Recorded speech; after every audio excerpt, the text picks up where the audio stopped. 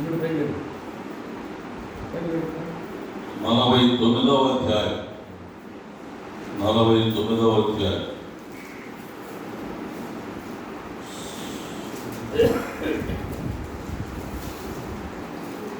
16వ వచనం.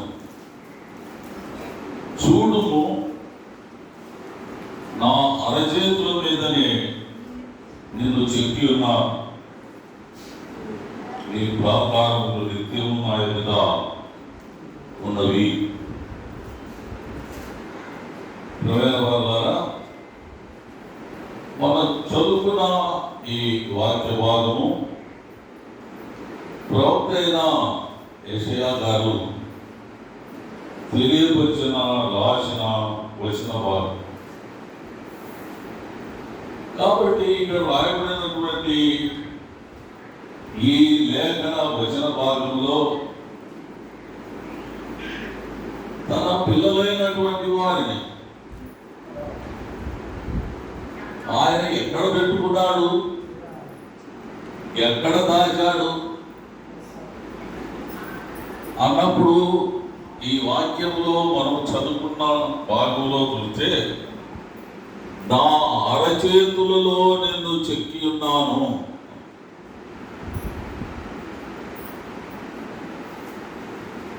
అరచేయి అనేది కనులకు ఎప్పుడూ కనబడేటువంటిది. కాబట్టి దేవుడు తన స్వరక్తం నుంచి సంపాదించిన తన పిల్లలను తన అరచేతులలో దాచుకున్నాడు అని ప్రవక్తతో మాట్లాడుతున్నాడు. కాబట్టి తన ప్రశస్త రక్తంతో కడిగి పరిశుద్ధులుగా మార్చుకున్న ప్రియులైనటువంటి వారెవరో అని అన్నప్పుడు మనము ఈ లేఖనాన్ని అనుసరించిన జీవితంలో ఆయన అరిచేతిలో ఉన్నానా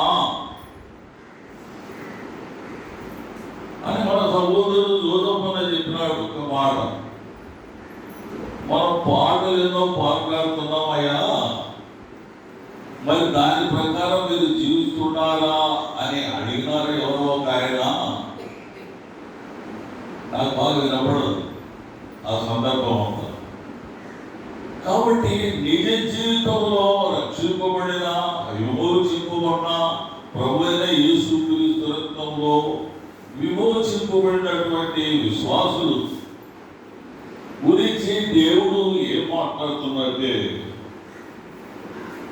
నా అరచేతుల మీదనే నిన్ను చెక్కి ఉన్నాను. దేవుని ప్రేమ ఎంత గొప్పది, దేవుని ప్రేమ ఎంత గొప్పది. నా అరచేతులు నీ కొరకు చాచి ఉన్నాడు. దినమెల్లా ఎదురాడు ప్రజల వైపు నా చేతులు చాపి ఉన్నాను. ఎదురాడు ప్రజలంటే ఎవరు? నమ్మక, రక్షింపబడక, లోకమును స్నేహించి ప్రభుకు దూరమైపోయి పాపముతో పొరలాడుచున్నటువంటి ప్రజలు నా పిల్లలారా, భూదిగంత నివాసులారా, నా వైపు చూసి రక్షణ పొందుడు, నా వైపు చూసి రక్షణ పొందుడు. నేనే దేవుడును, మరి ఏ దేవుడును లేడు. ఈ మాట ఒకప్పుడు స్వచ్ఛం అనేటువంటి దొరగారు చిన్నతనంలో ఉండి తన దేశంలో ఉదయకాలం వేళ మరి అతడు వెళ్తున్నప్పుడు ఒక చర్చిలో నుండి మైకులో ఈ స్వరం వినపడుతుందట. ఏమిటి స్వరం అంటే, భూదిగంత నివాసులారా నా వైపు చూసి రక్షణ పొందారు. అక్కడ చెప్పేటువంటి ఆయన ఆ చర్చిలో ఆ రోజు ఆ పాస్టర్ గారు లేరు. ఆ పాస్టర్ గారు లేడు కాబట్టి ఇలా పలుమార్లు ఆ వచన భాగాన్ని ఆ స్పీకర్లో పలుకుతున్నాడు. ఆ వచన భాగము ఆ యవన కాలంలో ఉన్నటువంటి ఆ దొరను పట్టుకొని గుర్లి పోయినాడు. తర్వాత దేవుడు అతన్ని పట్టుకున్నందువల్ల అతడు గొప్ప ప్రసంగికుడైపోయి దేశాలలో సేవ చేసేటువంటి వాడుగా అయిపోయాడు.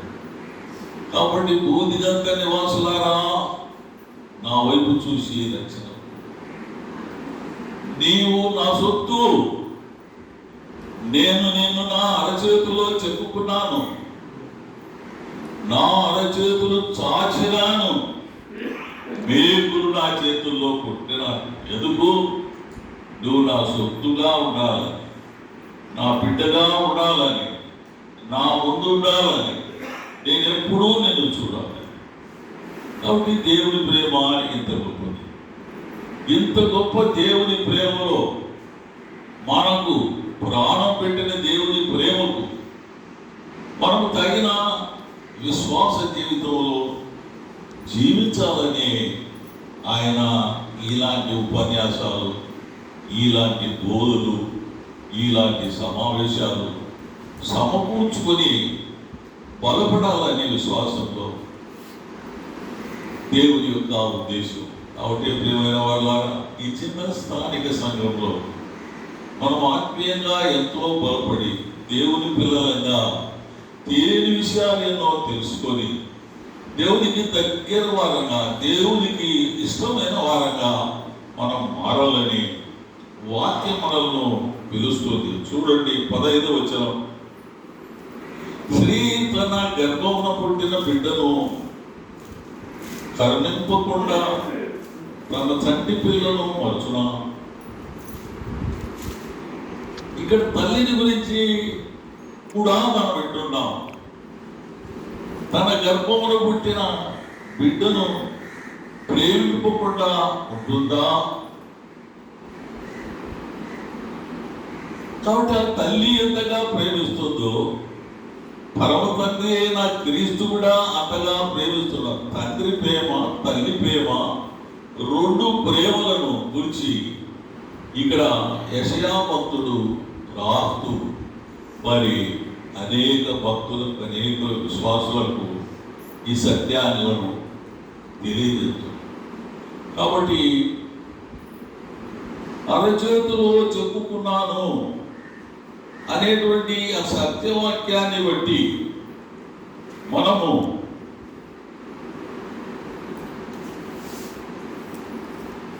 మనల్ని మనం ప్రశ్నించుకోవాలి. అప్పుడే మనకు దైవికమైనటువంటి హెచ్చరికలోనికి మనం పోతాం. చూడండి 49వ అధ్యాయం 15వ వచనం. 49వ అధ్యాయం 15వ వచనం. స్త్రీ గర్భమున పుట్టిన బిడ్డను మరచునా. అదేనా తల్లేనా?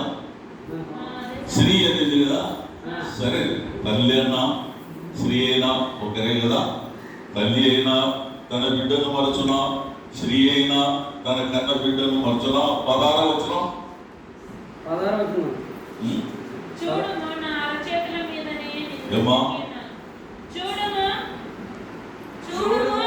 చూడుము, అది చదువుకునే కదా. 49:15 అదేనా? మరి 66:13 ఒకడి తల్లి వానిని ఆదరించున్నట్లు నేను మిమ్మును ఆదరించెదను. ఇక్కడ తల్లి ప్రేమను కూడా చూస్తున్నాడు. 66:13లో ఏమంటున్నాడు? ఒకరి తల్లి వారిని ఆదరించినట్లు నేను మిమ్మును ఆదరించెదను.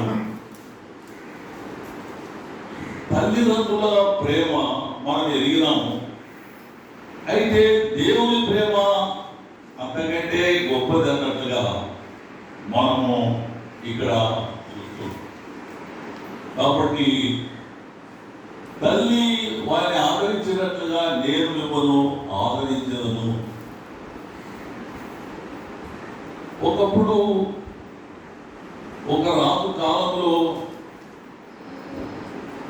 మరి ఆ రాజు ఎవరంటారు? సొలొమోను రాజు కాలంలో మొదటి రాజుల గ్రంథము 3వ అధ్యాయము 16వ వచనం. ఒక సందర్భం జరిగింది. ఇద్దరు ఒక ఇంటిలో స్త్రీలు కాపురం చేస్తున్నారు. ఇద్దరు పిల్లలను కన్నారు. మరి పిల్లలను కానీ ఒకటే ఇంట్లో ఉన్న కుటుంబంలో నుండి ఒక ఆమె సోమరాలై తన బిడ్డ మీద పడి బిడ్డను చంపుకున్నది. మరి తర్వాత చనిపోయిన బిడ్డను తీసి బాగున్న తల్లి దగ్గర ఉన్న బిడ్డ దగ్గర పడేసి చనిపోయిన బిడ్డను ఆమె దాచుకున్నది, అంటే మోసం చేసింది. మరి ఈమె పోయి వాదించింది, నా బిడ్డ బతుకున్నప్పుడే నువ్వు చనిపోయిన నీ బిడ్డను చంపుకొని నా దగ్గరికి వచ్చి నీ బిడ్డ నా దగ్గర పెట్టావంటే ఇరు మధ్య తగవు ఏర్పడింది. కాబట్టి స్త్రీలు సామాన్యంగా తగవు పెట్టుకున్నారంటే అది పెద్దదే అవుతుంది. ఎంటకరెంటో పోరాడాలి. ఈ తగవు పోయి రాజు దగ్గరికి పోయింది. మరి ఏం చేస్తారంటే పట్టును పిలిచి ఒక ఖడ్గము తీసుకురా, ఇలాంటి ఒక చాకు తీసుకురా అని చెప్పినప్పుడు తెచ్చినప్పుడు ఈ బిడ్డను 2 తునకలుగా వచ్చి దీనికి సగము దానికి సగము ఇవ్వాలి. అప్పుడు నిజంగా చనిపోయిన బిడ్డ తల్లి ఏమో ఇష్టపడింది రాజు యొక్క తీర్పు. అయితే నిజంగా చనిపోయిన తల్లి సొంత తల్లి ఉంది, ఆ తల్లి ఇష్టపడలేదు. నా బిడ్డ ఈ విధంగా చెప్తే చనిపోతాడు, రాజా ఆ బిడ్డ చనిపోవడము నేను తట్టుకోలేదు, నేను భరించలేదు ఆ దుఃఖాన్ని. కాబట్టి ఆ బిడ్డను దానికి, అంటే నా బిడ్డ బతకాలి, నేను ఇప్పుడు చంపమంటే 2 తునకలు చేస్తే ఆ బిడ్డ చనిపోతాడు. కాబట్టి రాజా ఆ బిడ్డ దానికి. అప్పుడు రాజు అన్నాడు, నిజమైన తల్లి ఈమెని, బట్లారా ఈ బిడ్డను తీసుకుపోయి ఈ తల్లికి. కాబట్టి చక్కని న్యాయం తెలిసినాడు. ఏ రాజు అయినా సొలొమోను రాజు. కాబట్టి సొలొమోను రాజు మహాజ్ఞాని, దేవుని జ్ఞానం చేత నింపబడిన తెలివిగల రాజు. మరి ఆ రాజు చేత కాబట్టి ఇక్కడ ఏమిటికి మనం ఇప్పుడు చూసినామంటే తల్లి ప్రేమ. తల్లి కంటే నేను ఎక్కువగా ప్రేమిస్తున్నా, తండ్రి కంటే నేను ఎక్కువగా ప్రేమిస్తున్నా. కాబట్టి దేవుని ప్రేమ తల్లి కంటే తండ్రి కంటే మించిన ప్రేమ అని మనం పాటలు పాడుతుంటాం, వాక్యంలో ధ్యానిస్తుంటాం. కాబట్టి అట్టి ప్రేమతో ప్రేమించినాడు ప్రభు. మరి అట్టి ప్రేమతో మన కొరకు, మన రక్షణ కొరకు, మన విమోచన కొరకు, మన పాప పరిహారం కొరకు ఆయన మానవుడుగా వచ్చినాడు.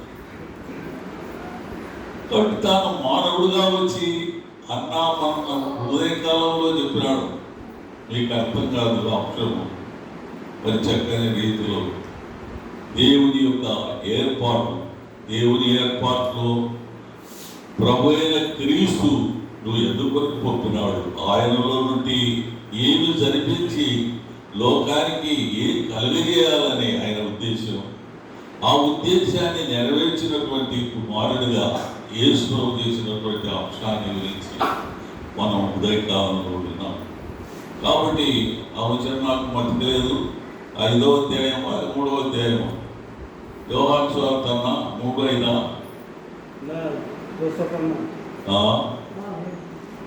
యోహాను సువార్త 8వ అధ్యాయము 17 చూడండి, చదవకుండా చదవాలి ఏమన్నా 17:4 కదా. 17:4 యోహాను సువార్త 17:4 తొందరగా టైం ఎంతవరకన్నా చేయుటకు నీవు నాకు ఇచ్చిన పని నేను సంపూర్ణంగా నెరవేర్చి భూమి మీద నిన్ను మహిమపరిచితిని. భూమి మీద నిన్ను మహిమపరిచితిని. ఎవరన్నమాట ఇది? యోహాను గారు ఆత్మతో నింపబడిన ప్రభువైన యేసుని గురించి మాట్లాడు. కాబట్టి నేను నిన్ను మహిమపరిచితిని అని ప్రభు చెప్పినట్లుగా ఆ వాక్యం. కాబట్టి తండ్రి పంపిన కార్యమును నెరవేర్చి తండ్రిని మహిమపరిచినటువంటి కుమారుడుగా ప్రభువైన యేసుక్రీస్తు తన జీవితాన్ని తుదముట్టించినాడు. ఆ తుదముట్టించినటువంటి ఆ కార్యంలోనే ఆయన చేసినటువంటి ఆ పాప విమోచన కార్యం వలననే పాపం మానవునికి పాప క్షమాపణ దొరికింది. అంతేకాదు నిత్య మహిమా భాగ్యం కూడా దొరికింది. మరి అందుకే శిష్యులను గురించి అంటాడు ప్రభు, వీరు నా వెంట ఉన్నారు, 33.5 సంవత్సరాలు నాతో ఉన్నారు, అనేక విషయాలు నా దగ్గర నేర్చుకున్నారు, తెలుసుకున్నారు. కాబట్టి తండ్రి వీరు నావారైనారు, కాబట్టి నేను నీవాన్ని కాబట్టి మరి నా వీరిని కూడా నాలో చేర్చి నీవారిగా చేసుకోవాలన్నట్లుగా మాట్లాడతాడు. చూడండి 22వ అధ్యాయము 17వ అధ్యాయంలోనే 22వ వచనం యోహాను సువార్త. మనము ఏకమై ఉన్నలాగున వారును ఏకమై ఉండవలనని నీవు నాకు అనుగ్రహించిన మహిమను నేను వారికి ఇచ్చితిని. ఎవరికి? శిష్యులకు ఇచ్చితిని. వారి యందు నేనును నా యందు నీవును ఉండుట వలన వారు సంపూర్ణులుగా చేయబడి ఏకముగా ఉన్నందున నీవు నన్ను పంపితివనియు నీవు నన్ను ప్రేమించినట్టే వారిని కూడా ప్రేమించుదువనియు లోకము తెలుసుకున్నట్లు నాకు అనుగ్రహించిన మహిమను వారికి ఇచ్చితిని. దేవుడు చివరి ప్రార్థన, యేసు ప్రభు చివరి ప్రార్థన తండ్రితో చెప్తున్నాడు, తండ్రి నీవు నాకు ఏమి మహిమ ఇచ్చినావో, నేను పిలుచుకున్నటువంటి ఈ శిష్యులైనటువంటి వారు 3.5 సంవత్సరాలు నా వెంట ఉండి నా దగ్గర అనేక విషయాలు నేర్చుకొని పరిశుద్ధ జీవితంలో జీవించి నా అన్నము ప్రియులైనటువంటి శిష్యులైనారు. కాబట్టి నాకు ఎంత ఉన్నతమైన భాగ్యం నీ దగ్గర నాకు ఇచ్చినావు. మరి నా దగ్గర మీరు అలాగా జీవించినారు కాబట్టి వారికి కూడా అనుగ్రహించాలని, నాకు ఇచ్చిన మహిమ వారికి అనుగ్రహించాలని నేను కోరుతున్నాను అన్నట్టు తండ్రిని ప్రార్థించినట్టు. కాబట్టి ప్రభు అయిన క్రీస్తు వారి ప్రేమ, తన ప్రియమైన శిష్యులు తనంతటి వారు కావాలని, తన మహిమలో ఉండాలని ఆయన ఆపేక్ష ఎంత గొప్పది. మరి ప్రియులారా, అలాగే ఆయన ఈ లోకానికి వచ్చి ఆయన మనల్ని ప్రేమించి ఆయన సొంత రక్తం చేత మనల్ని విమోచించి మనల్ని రక్షించిన మన ప్రియుడు మనము ఆయన పిల్లలలాగా జీవిస్తే మనం కూడా ఆ మహిమా భాగ్యాన్ని ఆయన ఇవ్వాలన్నదే ఆయన అపేక్ష, అంటే ఆయన కోరిక. ఆ గొప్ప ధన్యత నీవు నేను పొందాలని దేవుడు కోరుకుంటున్నాడు. దానికి ముందు టైం ఉంటే మేమందరం కొన్ని వచన భాగాలు చదివి నేను ముగించుకుంటాను. పేతురు రాసిన పత్రిక 2వ పత్రిక మొదటి నుండి కొన్ని వచన భాగాలు చదువుకున్నాం. యేసుక్రీస్తు దాసుడును అపోస్తుడైన సీమోను పేతురు మన దేవుని యొక్కయు రక్షకుడైన యేసుక్రీస్తు యొక్కయు నీతిని బట్టి మావలనే ఉంది అమూల్యమైన విశ్వాసం పొందువారికి శుభమని చెప్పి రాయనది. తన మహిమను బట్టి గుణాతిశయమును బట్టి మనను పిలిచిన వారిని కూర్చిన అనుభవ జ్ఞానం మూలంగా ఆయన దైవభక్తి జీవమునకును భక్తికి కావలసిన వాటన్నిటినీ మనకు దయచేస్తున్నందున దేవుని గురించినట్లు మన ప్రభు అయిన యేసుక్రీస్తు కూర్చున్నట్లయిన అనుభవపూర్వక జ్ఞానం వలన మీకు కృపయు సమాధానమును విస్తరించుగాక. మరి ఇక్కడ ప్రాముఖ్యంగా నేను చదవలసిన మాట ఏమంటే, ఆ మహిమ గుణాతిశయమును బట్టి 4వ వచనం, ఆయన మనకు అమూల్యములను అత్యధిక అమూల్యమైన వాగ్దానములను అనుగ్రహించి ఉన్నాడు. దురాశలను అనుసరించడం వలన లోకమందున్న భ్రష్టత్వము ఈ వాగ్దానము మూలంగా మీరు తప్పించుకొని దేవ స్వభావమునందు పాలువారగునట్లు వాటిని అనుగ్రహించెను. కాబట్టి ఈ హేతు చేత మీ మట్టుకు మీరు పూర్ణ జాగ్రత్త గలవారై మీ విశ్వాసమునందు సద్గుణమునందు జ్ఞానమును, జ్ఞానమునందు ఆశా నిగ్రహమునందు సహనమును, సహనమునందు భక్తి యందు సహోదర ప్రేమయందు దయను అమర్చుకొనిడి. ఇవి మీకు కలిగి విస్తరించిన ఎడల అవి మన ప్రభు అయిన యేసు క్రీస్తును కూర్చిన అనుభవ జ్ఞాన విషయంలో మిమ్మల్ని సోములనైనను నిష్ఫలమైనను కాకుండా చేయను. ఇవి ఎవరికి లేకపోవును వాడు తన పూర్వ పాపములకు శుద్ధి కలిగిన సంగతి మరచి పోయి గుడ్డివాడును దూరదృష్టి లేనివాడును అగును.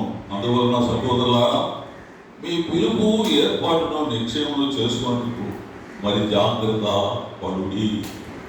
కాబట్టి ప్రియమైనటువంటి ద్వారా ఈ హెచ్చరికలు మనం కలిగి సాగిపోవాలని మరి ప్రభు మరి నాకు ఇచ్చిన ఈ కొద్ది సమయంలో మిమ్మలను నేను ప్రాధేయపడి అడుగుకుంటున్నాను. ఇంకా మనకు సమయం ఉంటే నేను చెప్పాలని ఏమైందంటే, 1 పేతురు 1:18 పితృ పారంపర్యమైన మీ వ్యక్త ప్రవర్తన విడిచిపెట్టినట్లుగా వెండి బంగారముల వంటి చేయవస్తువుల చేత మీరు విమోచింపబడలేదు, కానీ అమూల్యమైన రక్తం చేత అనగా నిర్దోషమును నిష్కలంకమును బెర్రెపిల్ల వంటి యేసుక్రీస్తు రక్తం చేత విమోచింపబడిందని మీరు ఎరుగుదురు.